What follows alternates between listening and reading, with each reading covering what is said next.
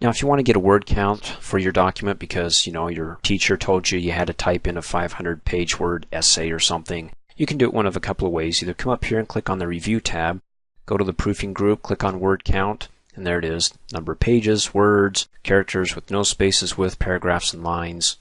You can include text boxes, footnotes, and endnotes. We haven't covered these yet, but we'll cover those in a later training video. In any case, click Close.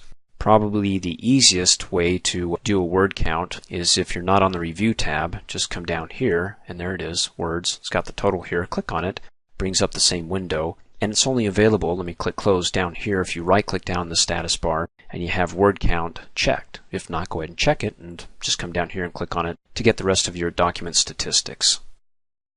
Thanks for watching. Hey, as a quick reminder, if you like my video, please give it a thumbs up. You can also click on me and subscribe to my channel to get notified of the latest videos. And for great specials on my products, please see the description below this video.